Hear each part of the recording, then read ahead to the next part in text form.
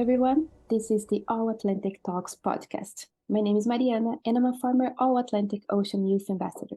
The All Atlantic Talks podcast fosters the engagement of stakeholders, joint pilot actions, and youth ambassadors of the All Atlantic Ocean Research and Innovation Alliance. This podcast is coordinated by the Brazilian National Council of State Funding Agencies and is under the Anchor project that is supported by the European Commission. Well, in our ongoing series of special episodes on intergenerational dialogues and initiatives of the All Atlantic Ocean Research and Innovation Alliance, we are dedicated to exploring the potential of cross-generational collaboration. Every dialogue and cooperation is necessary to address critical issues in the ocean, and one of these is the plastic pollution issue. And today we have very special guests for this conversation. So I would like to welcome Gary Kett, from the Centro Interdisciplinar de Investigação Marinha e Ambiental in Porto, Portugal. Welcome, Gary. Hi, Mariana. Thank you very much for the welcome. Yes, my name is Gary Kett. I'm in CMAR in Porto, and I'm currently working on the Maelstrom project, which is working on plastic pollution, in identifying hotspots, removing with some really cool innovative technologies, recycling and marketizing. So it's a very exciting project. I have a PhD from University College of Cork, where I studied aquatic animal health, and I'm the Irish All-Atlantic Ocean Youth Ambassador the last 2 years. So excited to be here. Thank you so much, Gary. I also would like to welcome Christine Knaus from the University of Maryland, Center for Environmental Science, Hornport Lab in Cambridge, Maryland, the USA. Welcome, Christine. Thank you, Mariana. It's great to be here with everybody. I am a postdoc at the University of Maryland Center for Environmental Science, as you just mentioned, and I'm working on method development to much more quickly and more efficiently identify microplastics from environmental samples. So thanks for the invitation.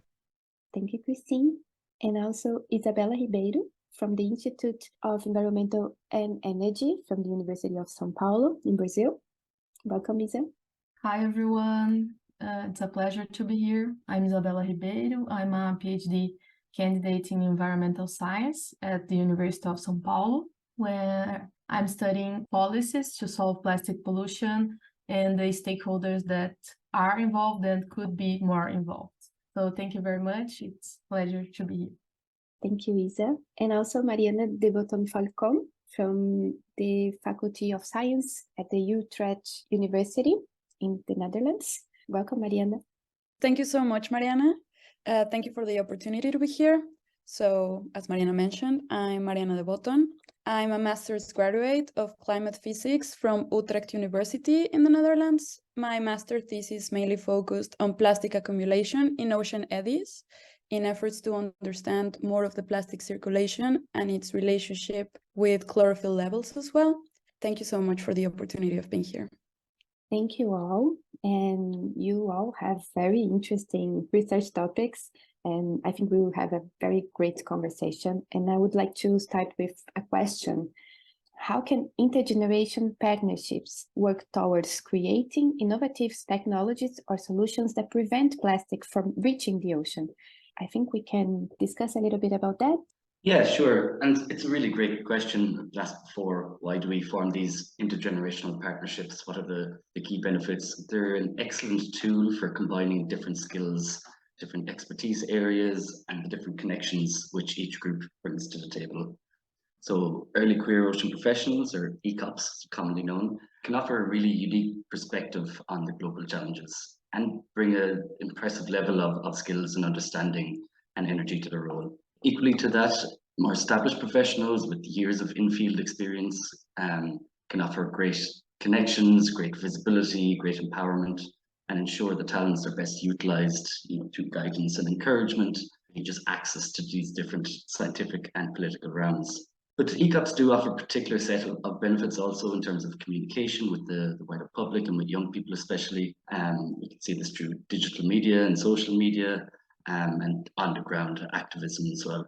I suppose in particular in terms of the plastic problem, I think it's really amazing because plastic pollution is the first global environmental issue that has been really catapulted and galvanized by, I say, social media and by the visible presence of the impacts of plastic pollution. So people have been really energized in combating it. And you can see a lot of the technologies that have been developed have often been developed by quite young people, sometimes as school projects. And this is seen around the world. So it's really key that we capitalize on that and partner up with professionals in all levels to really allow these new technologies, these new solutions, these new political options to be integrated into our approach in tackling the problem. And so it's really exciting, and it's really cool to see these great partnerships develop where new ideas can be galvanized with the experience and the kind of access that people can bring to the table. So it's a great space to be in at the moment. Thank you, Gary. I agree with you. Plastic pollution is a mainstream problem, and we have so many dimensions of how to address this problem. And it's very different from region to region, and we are still consuming plastic and producing plastic. And how can we develop technologies and solutions at the same time and engage the population, engage the stakeholders, and this intergenerational experience, different experience with plastic, with solutions for this kind of pollution. I think all of this is very important when we are coming up with policies and other kinds of solutions. And thank you very much.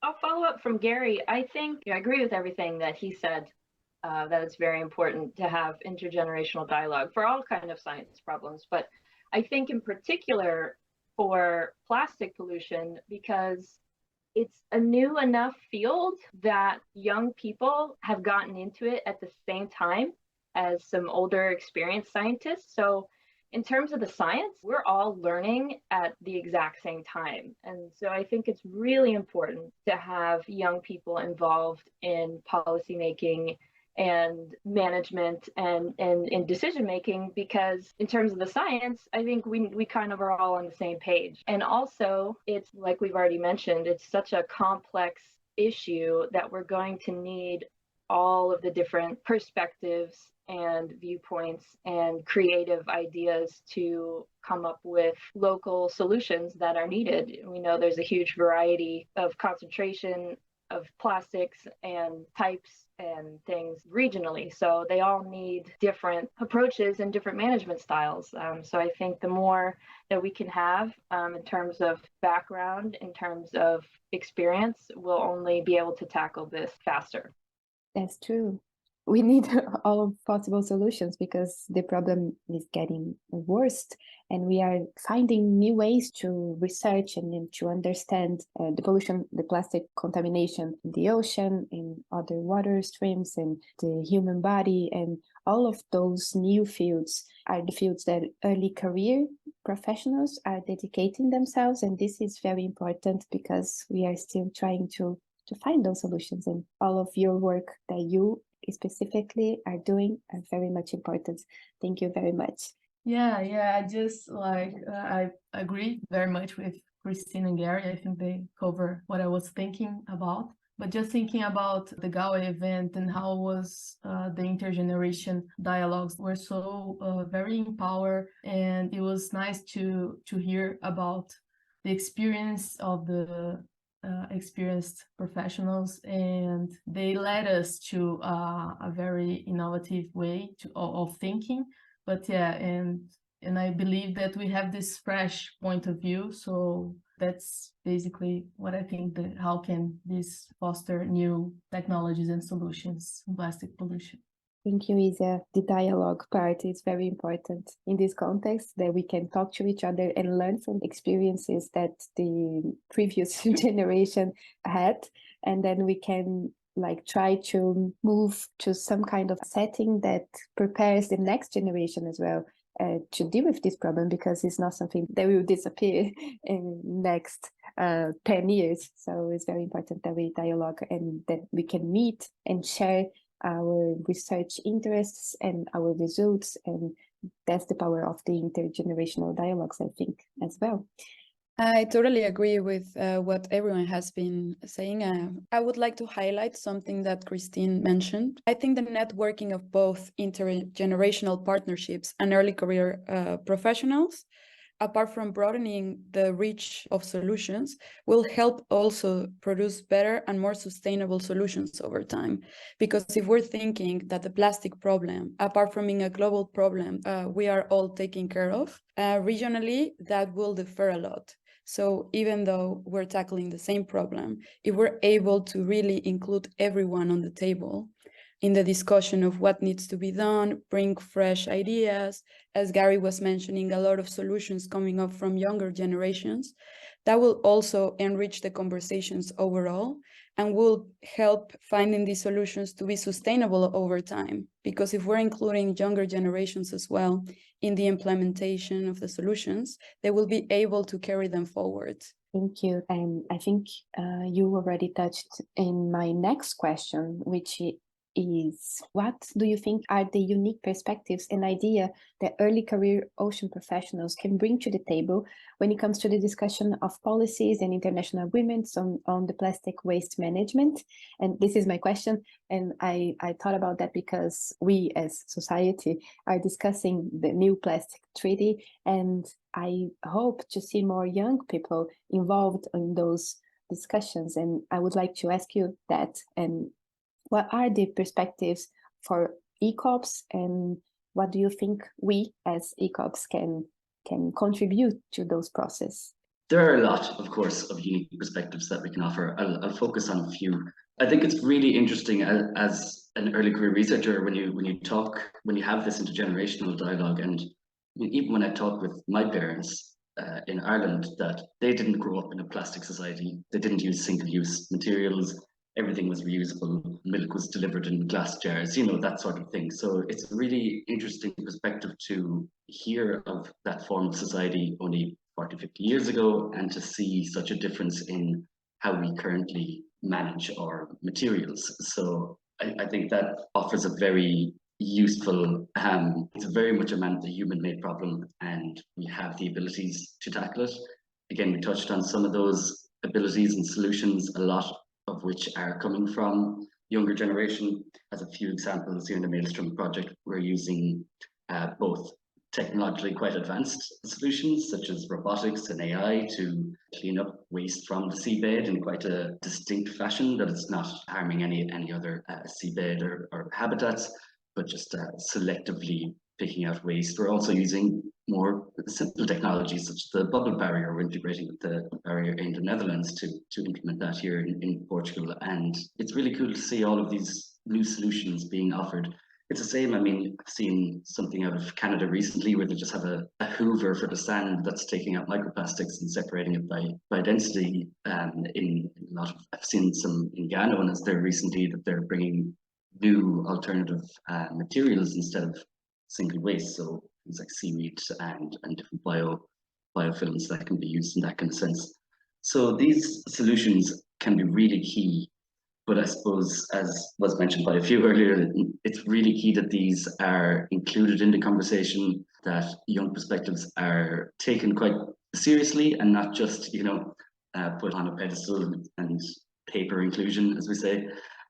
So that we can really offer the skills both in terms of solutions, but also in terms of communication, so we're the last generation to remember life before social media.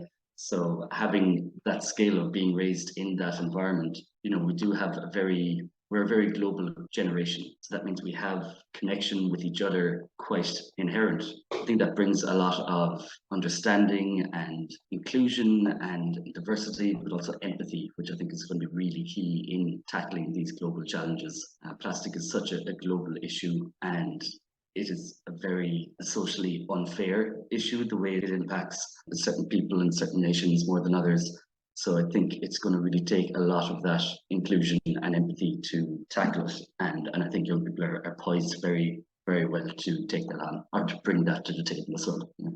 Thank you, Gary. That's very powerful, how we need to be empathetic with the different consequences that this plastic pollution can have in different situations, in different countries, for different populations. And all knowledge is important, no matter if it's scientific knowledge or local knowledge. All knowledge is important to understand the situation and to find like solutions that are just for everyone, and for specifically for those that are very much impacted by pollution. And it's very nice to hear about the solutions that you mentioned. Thank you so much for sharing. Thank you, Gary. I agree with everything that you said, and I want to follow up on one of your points, is that we are early career researchers because we've grown up in this technology age. We're so used to communicating globally. It's part of how we grew up and how we're working now. And I think because of that, we are much more global citizens. I think that we think about other people besides, our own local community or people of different socioeconomic status. And so we're, especially being plastic pollution researchers, we're conscious of how this contaminant affects people differently. So I think that's one of the unique perspectives that we can bring to the table when we're discussing policies and agreements. We have this more global view than maybe some other generations, because we can communicate and meet people online. You can connect through different social media platforms without ever having to meet. And then the other thing is, because we are maybe not institutionalized, we haven't been in science or science policy or in certain spaces for long enough to get a certain type of thinking, that we can really think outside the box and be more creative in our solutions. So going back to the first question, in our technologies that we're developing, or when it comes to policy and management development, we don't have that sort of scripted sort of ideology of what you can and can't do. And I think that's another really valuable perspective that early career researchers can bring to the table. Super nice to mention that as a global community, we have this dimension of how global is this problem and how global can be the solutions, and how we can connect to each other, reach out to the other side of the world, of how can we contribute and collaborate, finding common solution. And this thing about interests, we as early career are very fresh-minded, I think, to enter those spaces. And I believe we are all open to learn about the experience of the other generations, but at the same time, very open to discuss creatively how can we collaborate with other experiences. And that's a very nice contribution. Thank you, Christine. I'm really enjoying the discussion, and yeah, I totally agree with Christine and Gary. I agree that we have this interdisciplinary, transdisciplinary way of looking at this problem, that we are very concerned of address the unequal burden of plastic pollution globally. But when I think about the unique perspectives, I think this fresh point of view,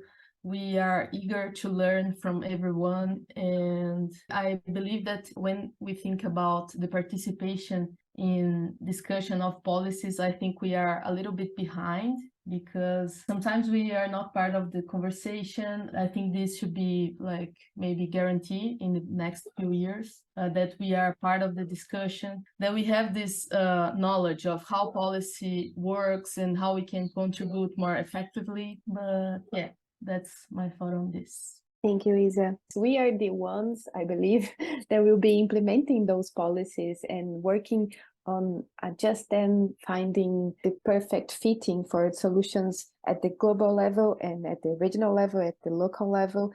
And we are the ones that have to deal with implementation, and implementation of policy is something very, very difficult. And I also believe that by participating in the discussion, in the design of those policies, we can make things easier for us in the future, and for us and for the other ones that are working on plastic pollution policies and management. And that's very important.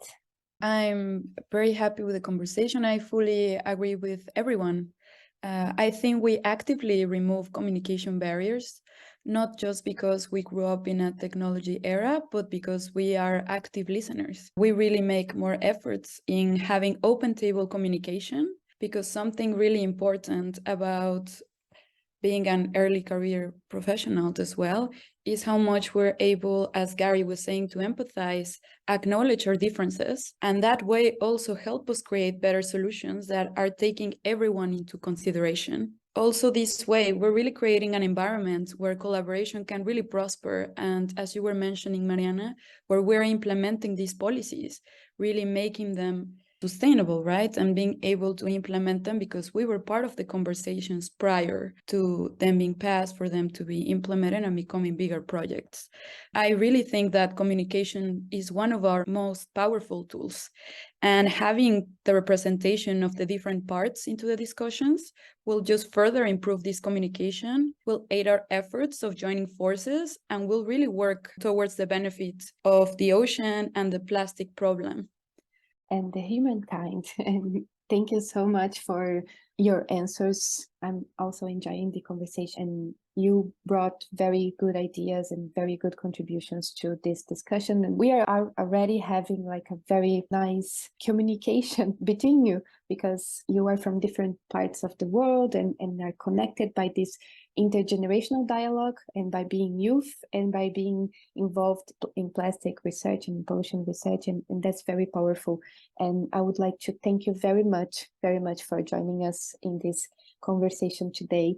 It was super great to listen to you. And thank you so much for sharing your knowledge with us. Thank you again for having us. It has been a really, really enjoyable discussion, and I'm sure we'll be continuing it at another stage. I suppose as a closing message, I often like to think back, when people ask, oh, what can youth bring, or what's the value of this intergenerational dialogue? What difference are you going to make? I like to think back, it's really not long ago. It's only one or two generations ago that the EU didn't exist, or the United Nations Environment Panel didn't exist. So these great global collaborations and examples of unity have been a great guide for us, and this intergenerational dialogue can really show us that example and allow us to take it to a whole new level when we move forward and when we take our policies, our solutions, and our kind of inclusion and empathy to a new level where we're, say, Atlantic citizens or global citizens. I'm excited to see where that can go into the future. Thank you, Gary. Me too. I really enjoyed hearing everybody's thoughts on this, and we are spread all across the Atlantic Ocean, so it's really nice to connect. I think my closing thoughts go off of what just Isabella and Mariana said, is that we need to, I think for everybody's sake, for this issue, this global issue, is that early career researchers need a seat at the policy making and management table, and we need to make sure that we have that, because we are going to be the next, and are currently maybe, in some spaces, the leaders of going to be creating and implementing and modifying solutions and policies and management. And I think some places we do have seats, but I think in a lot we still don't. And like Isabella mentioned earlier, we need to know how things work and be included, so we can really have a smooth transition for when sort of our generation really takes over and has to fully take on this problem. Yes, and we know we are learning by doing, and that's very powerful as well. And I think I will see all of you in positions. I hope so, until we can have discussions from these leadership positions, and I'm sure you will open the doors for other generations as well to be at the table. Yeah, just want to thank you again for this conversation. It was very insightful, and I'm really glad to be here talking to you. Closing thoughts, I think that we need to participate actively in decision making to see progress. We have this very new point of view, and we should be included in discussions, and we should stay connected and being part of the dialogue to tackle the problems that we have in front of us. So yeah, thank you. Thank you, Isa. I'm really happy to be here and be part of this discussion. I think a lot of very important points have been raised. Really important that we have present in our minds when we are working towards, in this case, the plastic pollution problem or any other problems that have to do with the environment. I agree with everyone, with Gary, with Christine, with Isabella, with you, Mariana. I think it's so important that we really start being part as leaders, just being part of the projects overall, so we can really carry on when it's our time to really enter with the generation. And as you mentioned, Mariana, that we also bring younger generations as well, that we carry on this message of collaboration and open communication with everyone, because new and innovative ideas will keep coming up. And that will just make even these conversations better and the solutions even more sustainable. So I think something important that I want to say here is reach out. I think for all of us, we have open communication. We will really think about even making these communication efforts larger, being able to collaborate more. I think this podcast is a really good example of that. It's great for everyone to be collaborating and for everyone to be open. Thank you very, very much. It was a very interesting conversation. I loved hearing you. Congratulations for your work and your research. You all have very interesting research topics. I think we can invite our listeners to listen also to all episodes of the All Atlantic Talks podcast, including the first season. They are available on YouTube, Spotify, or at allatlanticocean.org. And that's it. Thank you so much and see you soon.